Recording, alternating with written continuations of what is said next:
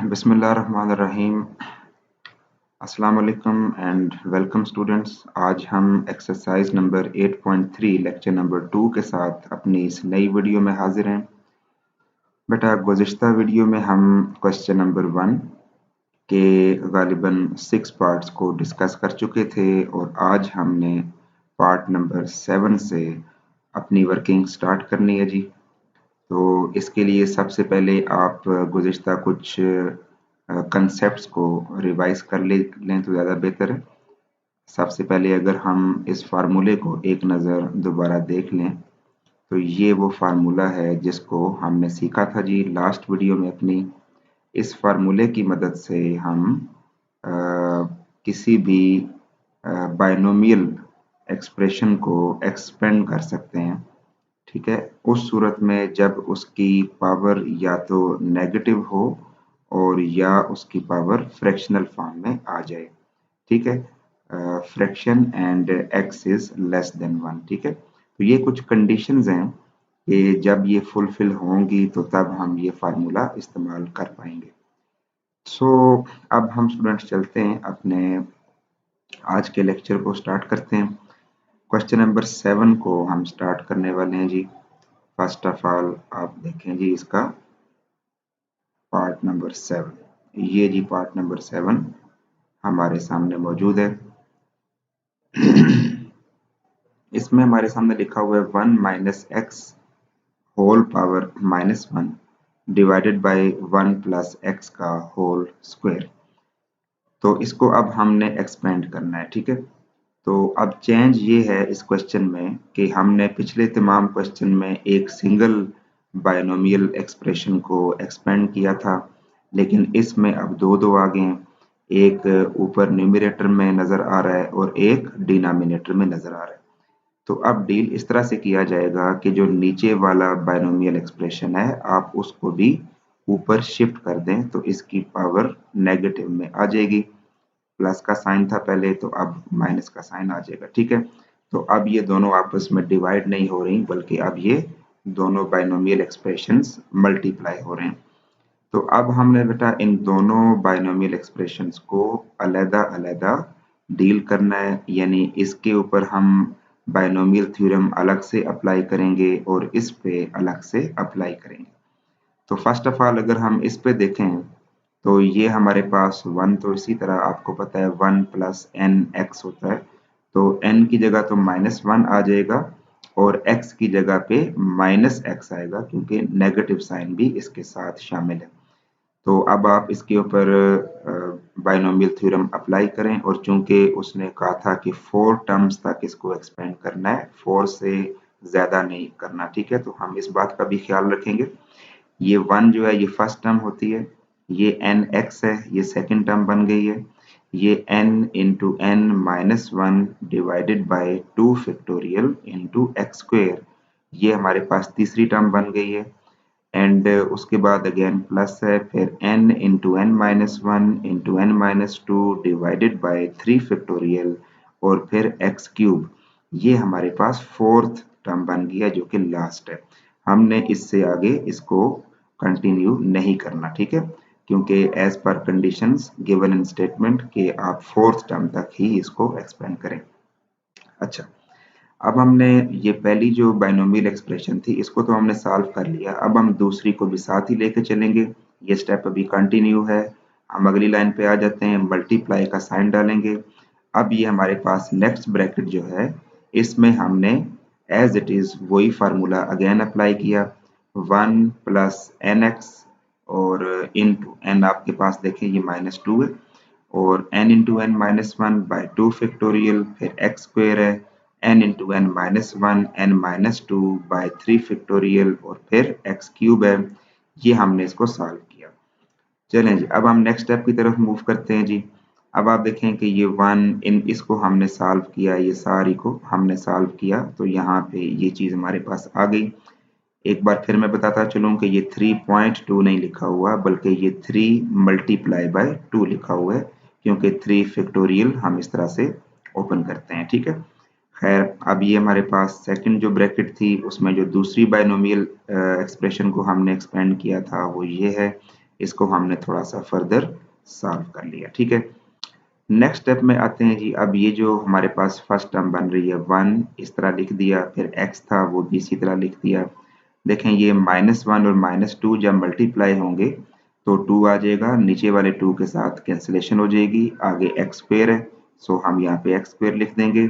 इसी तरह ये ऊपर 3 2 ये भी कैंसिल हो जाएंगे और आपके पास ये जो 3 4 माइनस हैं, 4 दफ़ा माइनस का साइन आपस में जब मल्टीप्लाई होता है तो प्लस ही आ जाएगा। सो अब हमारे पास सिर्फ एक्स क्यूब बचेगा। ठीक है, और प्लस आगे हम 100 लगा देंगे। इसी तरह नीचे वाली जो टर्म है इसको भी आप इसी तरह से सॉल्व करें, इसको कैलकुलेट करें तो आपके पास ये चीज़ बन जाएगी। अब हमने इन दोनों को मल्टीप्लाई करना है। तो स्टूडेंट्स थोड़ा सा अटेंटिवली इस बात को अब आपने समझना होगा, क्योंकि क्योंकि ये जो मल्टीप्लिकेशन है इसकी ये थोड़ी सी आम मल्टीप्लिकेशन से डिफरेंट होती है। और सेकेंडली आपके यहाँ पे जो मल्टीप्लिकेशन ये आपको करके दी गई है इसमें एक स्टेप जो बड़ा इम्पोर्टेंट है उसको मिस किया गया है। तो चले हम इसको अलग से देख लेते हैं जी। ठीक है, ये देखें स्क्रीन में आपको मल्टीप्लिकेशन उन्हीं दोनों टर्म्स की दिखाई गई है। यही दो ब्रैकेट्स हैं जो कि हमने यहाँ पे नोट की, इसी तरह नोट की। अब इनको हमने मल्टीप्लाई कैसे करना है जी, लेट्स सी। बेटा सबसे पहले हमने यहाँ से फर्स्ट ये जो टर्म है इसको लेना है जी 1। इस 1 को हम चारों के साथ, इन चारों के साथ एक एक करके मल्टीप्लाई करेंगे और आंसर्स को यहाँ लिखते जाएंगे। फिर हम सेकंड टर्म लेंगे। x को जब हम मल्टीप्लाई करेंगे तो हमने एक बात का ख्याल रखना है कि जब x यहाँ से इन टर्म्स के साथ मल्टीप्लाई होगा तो वो चारों टर्म्स के साथ मल्टीप्लाई होने की बजाय 3 के साथ मल्टीप्लाई होगा। ठीक है, इसी तरह जब अगली टर्म को मैं मल्टीप्लाई करूंगा तो फिर वो 3 की बजाय 2 के साथ मल्टीप्लाई होगा। यानी हर अगली टर्म को जब आप मल्टीप्लाई करते हैं तो आगे जो यहाँ से टर्म उठाई जाती हैं वो पिछली दफ़ा से एक टर्म लेस कर दी जाती है। जैसे दोबारा देखें आप, अब मैंने 1 को जब मल्टीप्लाई किया था तो मैंने चारों के साथ किया था। जब मैंने x को मल्टीप्लाई किया तो फिर मैंने 3 के साथ किया। देखें ये रेड कलर में, ये मैंने डिफरेंट कलर्स तभी यूज़ किए ताकि आपको अलग अलग पता चल जाए। ठीक है, तो ये मैंने 3 के साथ मल्टीप्लाई किया। जब मैंने x स्क्वायर को मल्टीप्लाई किया तो फिर सिर्फ 2 टर्म के साथ मल्टीप्लाई किया। फिर जब x क्यूब को मैंने किया तो जस्ट एक टर्म के साथ मल्टीप्लाई किया। यानी पहले 4 टर्म्स, फिर 3, फिर 2 और फिर 1। ये हमने सीक्वेंस जो है वो जारी रखना है। ठीक है, अच्छा इसके बाद हमने जो लाइक टर्म्स थी वो सेपरेट भी करनी है ताकि ये मज़ीद सॉल्व हो। 1 हमने देखें अलग किया, उसके बाद जो x वाली टर्म्स थी ये एक ये है, उसके बाद एक ये है, इसको हमने अलहदा कर दिया। ये आप अलग अलग ब्रैकेट्स में यहाँ से चेक कर सकते हैं। ठीक है, आफ्टर दैट इनको सॉल्व किया तो आपके पास ये आंसर आ गया। ठीक है, तो आपकी यहाँ पे इस स्क्रीन पे जो ये स्टेप आपको दिया हुआ है, ये वाला स्टेप जो आपको दिया हुआ है, ये स्टेप आपका बेसिकली ये स्टेप है जो उसने वहां पे लिखा हुआ है, और ये जो असल स्टेप था वो वहां पे नहीं नजर आ रहा। ठीक है, सो आपको अलग से स्क्रीन में इस बात को एक्सप्लेन कर दिया गया, तो इसको आपने अपने सॉल्यूशन के दौरान अपने माइंड में रखना होगा। ये जी आपका स्टेप है। ठीक है बेटा, तो उम्मीद है ये आपको समझ आ गई होगी।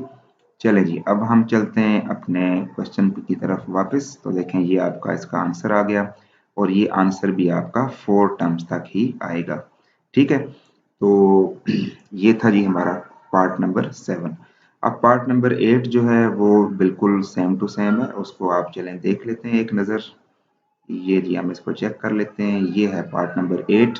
इसमें भी कोई इतना लंबा इशू नहीं है, जैसे 1 + 2x है और इसकी पावर 1/2 है, और ये जो 1 - x नीचे लिखा हुआ है जब ये यहाँ से ऊपर जाएगा तो ये इसकी पावर -1 हो जाएगी, और फिर उसके बाद इसी तरह सॉल्व किया जाएगा जैसे कि ये पार्ट नंबर 7 था। तो ये आपके लिए एक सेल्फ असेसमेंट हो गई, इसको आप खुद से ट्राई कीजिएगा। चलिए जी, अब हम पार्ट नंबर 9 की तरफ चलते हैं। पार्ट नंबर 9 जी, तो स्टूडेंट्स पार्ट नंबर 9 हमारे सामने है। ये इसमें दो वैल्यूज लिखी हुई हैं। तो जैसे कि हमने पिछले दोनों पार्ट्स में ये बात चेक की थी कि ऊपर वाली टर्म तो ऐसे ही लिखते हैं, लेकिन नीचे वाली टर्म को भी ऊपर शिफ्ट किया जाता है, तो उसका जो पावर का साइन है वो चेंज हो जाता है। ठीक है।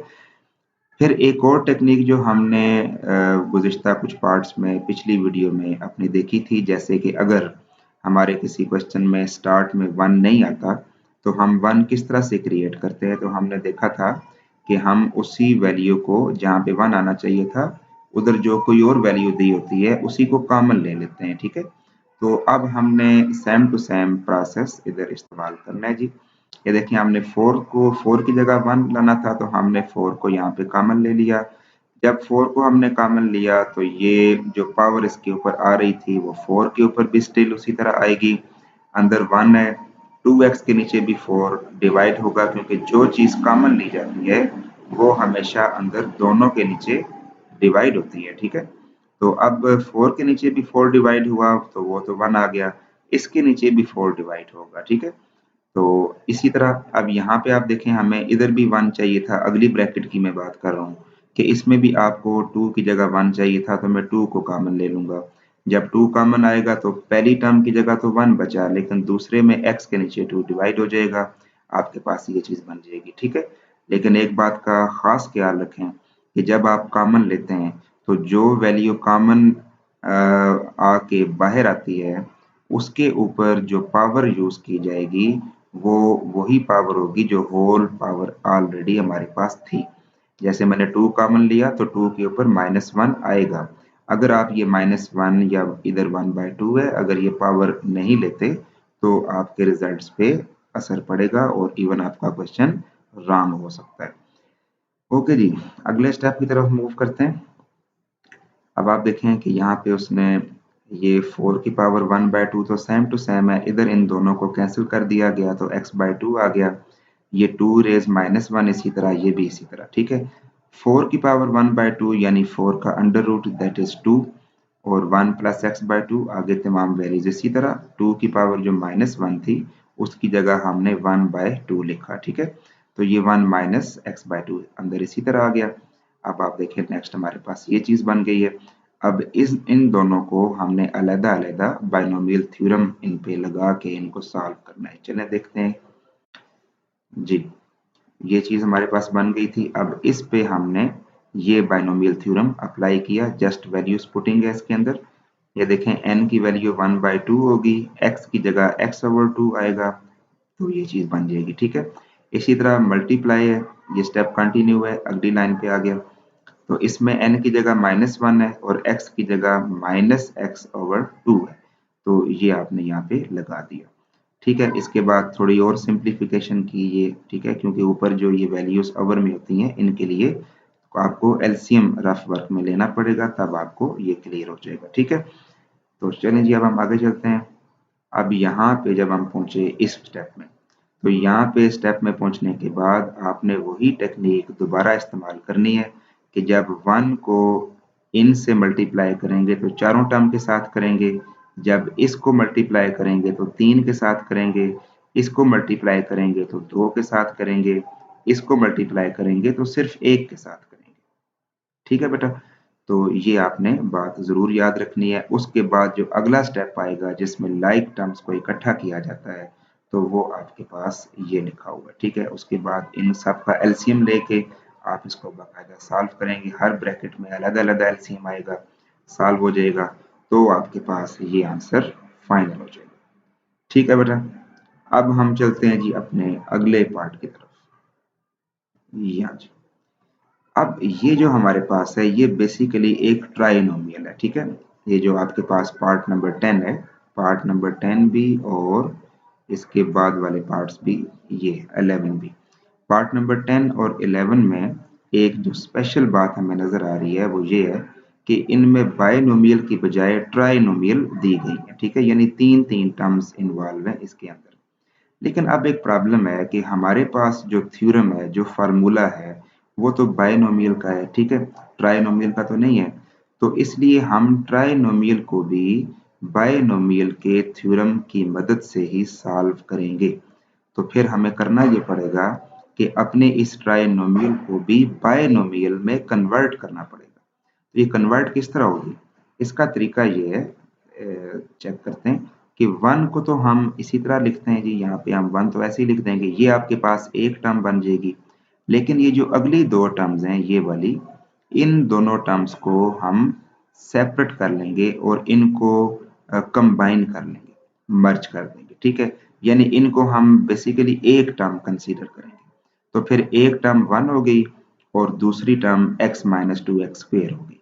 तो ये हमारे पास दो टर्म्स अलग अलग हो गई, ठीक है।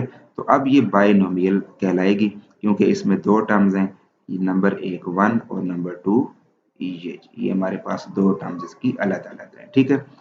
अब हम इसको सॉल्व कर सकते हैं। अब जब इस पे बायनोमियल थ्योरम अप्लाई होगा तो n की जगह 1/2 आएगा और x की जगह पे x माइनस 2x स्क्वेयर आएगा। अब आप देखें 1 plus n x plus n into n minus 1 over 2 factorial, फिर x का स्क्वेयर, फिर n इंटू एन माइनस 1 एन माइनस 2 ओवर 3 का फैक्टोरियल, फिर x का क्यूब प्लस 100। चार टर्म्स हमने एक्सपेंड करनी है तो चारों टर्म्स एक्सपेंड होगी, ठीक है। अच्छा जी, अब हमने क्या करना है कि ये 1 इसी तरह, ये भी टर्म बिल्कुल इसी तरह, इस टर्म को सॉल्व किया क्योंकि इसको सॉल्व करें तो 1/2 में से 1 माइनस होता है तो माइनस 1/2 आता है, 2 का फैक्टोरियल 2 ही होता है। इसके ऊपर आप स्क्वायर का फार्मूला अप्लाई करेंगे, A square plus B square minus 2ab, ये आपके पास फार्मूला इसका लग गया। इसी तरह ये सारी चीज़ इस तरह आपने कैलकुलेट की, 3 का फैक्टोरियल 3 इंटू 2 होता है, इसका क्यूब आपने खोलना है तो उसके क्यूब के लिए हमारे पास फार्मूला है। तो वो फार्मूला आप छोटी क्लासेस में पढ़ भी चुके हैं, मैं दोबारा बता रहा हूँ, गौर से सुने। A cube plus 3a square B plus 3ab square plus B cube, ठीक है। तो बेसिकली ये जो आपके पास फार्मूला है, इस फार्मूले को चलें मैं आपको अलग से लिख देता हूँ। ये फार्मूला a माइनस बी के होल क्यूब का है। तो चलें यहाँ पे आपकी थोड़ी मजीद हेल्प के लिए यहाँ पे हम फार्मूला लिख देते हैं, ठीक है। फार्मूला है जी a माइनस बी का होल क्यूब, ये इक्वल टू होता है a cube and minus B cube. आप इस फार्मूले के मुताबिक सॉल्व करेंगे तो वही रिजल्ट्स इंशाल्लाह आएंगे। a cube minus B cube minus 3a square b plus 3ab square, ठीक है बेटा। ये हमारे पास बेसिकली फार्मूला है, इसमें आखिर में प्लस का साइन यूज हो रहा है। और ये फार्मूला बनता कहाँ से है, इसका भी एक और फार्मूला है, a cube minus B cube और minus 3ab into A minus B, ठीक है। तो बेसिकली फार्मूला ये है, इसको जब मल्टीप्लाई करते हैं तो हमारे पास माइनस 3a स्क्वेयर भी आ जाता है और माइनस प्लस होके 3ab स्क्वेयर बन जाता है, ठीक है। तो ये फार्मूला बेसिकली उसने वहां पे अप्लाई किया, ठीक है। खैर अगर आपको इस स्टेप में कोई कंफ्यूजन हो भी जाती है तो कोई प्रॉब्लम नहीं है, आप उसी फार्मूले को यूटिलाइज कर सकते हैं जो मैंने पीछे लिख के दिया आपको, ठीक है। तो अच्छा जी, अब इसके बाद हमने अब अगला स्टेप स्टार्ट करना है। तो ये आपके पास 1 प्लस 1/2 ये आ जाएगा। इसको आप सारों को सॉल्व भी ना करें, इनको सिर्फ सॉल्व करें तो ये 1/8 आता है।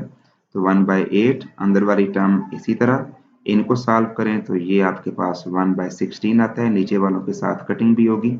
अगली टर्म इनको खोल के ये आ जाएगी, ठीक है। फिर आप मल्टीप्लीकेशन करेंगे, ठीक है, इसको भी दोनों के साथ, इसको भी दोनों के साथ, इसको भी दोनों के साथ, ठीक है। आपने मल्टीप्लाई कर दिया, ठीक है। मल्टीप्लाई करने के बाद फिर आपने लाइक टर्म्स को इकट्ठा किया, लाइक टर्म्स को इकट्ठा करने के बाद फिर आपने इनको सॉल्व किया। लेकिन सॉल्व करते हुए आपने सिर्फ अपने आप को क्यूब तक जो है वो लिमिटेड कर लिया, ठीक है।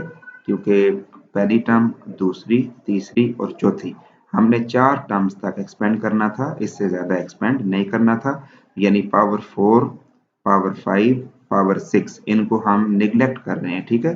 क्योंकि ये अगर हम यहाँ पे यूज़ करते तो हमारी टर्म्स 4 से ज़्यादा हो जाती, ठीक है। तो इसलिए उनको हमने यूज़ नहीं करना। तो बेटा ये था आपके पास क्वेश्चन नंबर 10। आगे क्वेश्चन नंबर 11 बिल्कुल सेम टू सेम है, उसको आप खुद से ट्राई ज़रूर करें। तो आज का लेक्चर हम यहाँ पे एंड करते हैं। उम्मीद करता हूँ कि आपको आज का लेक्चर समझ आ गया होगा। किसी किस्म की कन्फ्यूजन की सूरत में आप कमेंट बॉक्स में अपने कन्फ्यूजन बता सकते हैं। तो जिन बच्चों ने अभी तक हमारे चैनल को सब्सक्राइब नहीं किया या शेयर नहीं किया, वो आज लाजमी इसको सब्सक्राइब करें और शेयर करें। मैं आपसे इजाज़त चाहता हूँ जी, अगली वीडियो के साथ इंशाल्लाह कल हाजिर होंगे। जज़ाकल्लाहु खैर, अस्सलाम वालेकुम।